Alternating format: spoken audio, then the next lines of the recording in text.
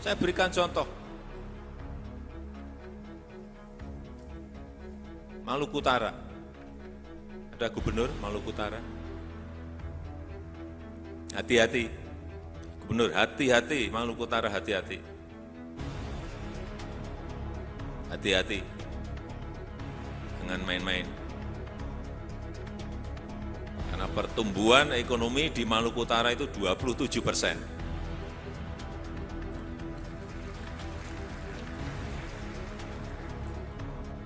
Pertumbuhan ekonominya sudah tinggi sekali, paling tinggi di dunia di Maluku Utara itu. Nggak percaya, cek mana ada pertumbuhan ekonomi sebuah provinsi 27%. Karena apa? Lompatan itu karena apa? Karena hilirisasi. Di situ ada industri smelter yang nanti ini akan tumbuh lagi kalau smelter di sana tambah industri yang turunan-turunan dari nikel itu semua bisa dikerjakan di Maluku Utara. Sebab itu saya titip hati-hati. Bukan hati-hati nggak baik, tapi hati-hati sudah baik, tapi hati-hati jangan menjadi nggak baik.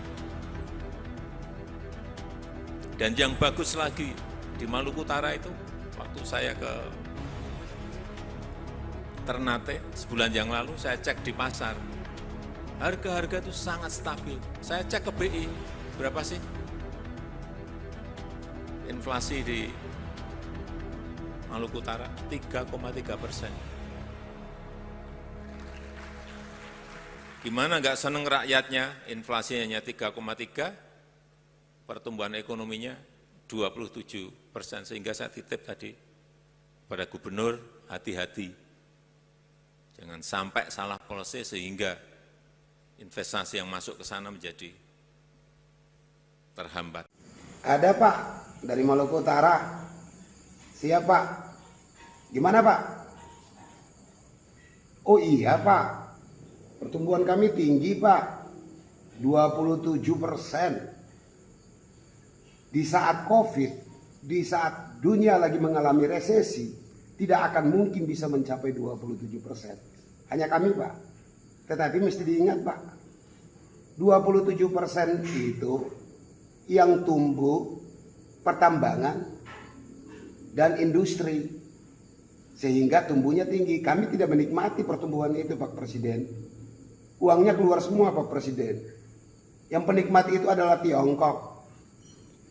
Dari investasi ekspor kami meningkat, impor kami meningkat. Yang bergerak di Halmahera hanyalah mereka-mereka yang bergerak di sektor tambang. Karena itu Bapak Presiden bilang pertumbuhan ekonomi yang tinggi itu penikmatnya tidak dari Maluku Utara.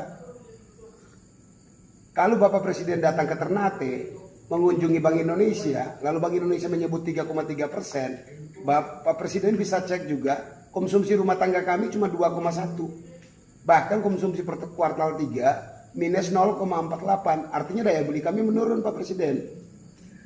Petani kami tidak ada yang kaya Pak Presiden. Harga kopra kami anjlok. Dari 12.500 per kuartal 1 turun menjadi 3.000 per kilogram di kuartal 3. Daya beli kami turun sehingga inflasi tidak meningkat karena tidak banyak yang mau membeli barangnya. Nah di situ Pak Presiden, kami sudah cukup menjaga Pak Presiden. Kurang apa kami menjaga Pak Presiden? Seluruh pengusaha datang dari Jakarta. Pelaku UMKM kami tidak ada satu yang masuk ke industri, tidak menjadi pemain di dalam industri tambang. Kami saking menjaganya industri, upah minimum regional untuk sektor pertambangan, walaupun ekonominya tumbuh 27% disumbangkan oleh sektor pertambangan, tapi UMR-nya tidak naik Pak Presiden. Yang kami naikkan 4% hanya untuk UMKM, agar UMKM membayar gaji lebih banyak, si tambangnya tidak perlu bayar gaji lebih banyak.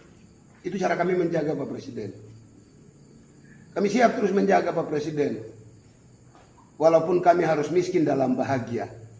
Terima kasih Pak Presiden atas miskin kami yang penuh kebahagiaan. Wassalam.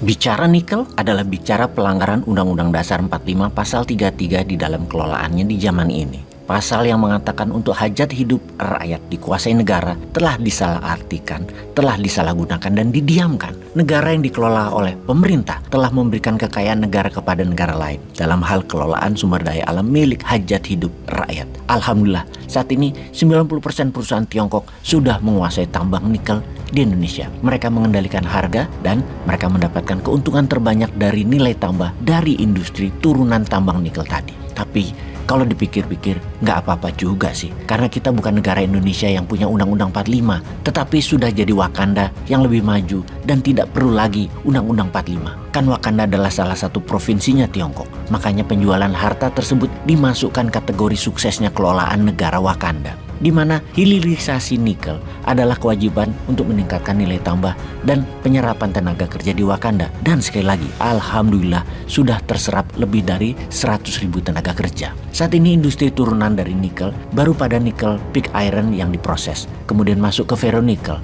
yang semuanya juga milik kakak tertua, milik Tiongkok perusahaannya. Nantinya Wakanda harus bisa menghasilkan prekursor. Prekursor adalah suatu bahan atau komponen yang mengandung nikel yang dibutuhkan untuk baterai. Namun untuk sementara hal ini dikerjakan di mainland, di tanah leluhur kakak tertua, di Tiongkok, yang nilai tambahnya tertinggi, tidak dikerjakan di Wakanda. Bahkan tidak boleh dapat manfaat dari mineral tanah jarang lainnya yang menempel pada nikel tersebut. Perusahaan Big Brother Tiongkok yang dengan 100.000 lebih tenaga kerja dari mainland Tiongkok per tahunnya, kakak tertua sudah menghasilkan 450 triliun rupiah, yang mana Wakanda hanya mendapatkan dari pajak 10%, dan itu harus cukup. Sesungguhnya jumlah itu tidak sebanding, sangat tidak sebanding seharusnya. Tetapi gubernur Tiongkok di Wakanda ada jatah preman yang mana bisa untuk membiayai media mainstream dan buzzer rupiah. Untungnya lagi, rakyat Wakanda bodoh semua termasuk Bosman. Jadi bisa percaya bahwa pendapatan perusahaan kakak tertua naik 25%, dibilang Wakanda yang untung. Ya percaya saja, untung kok.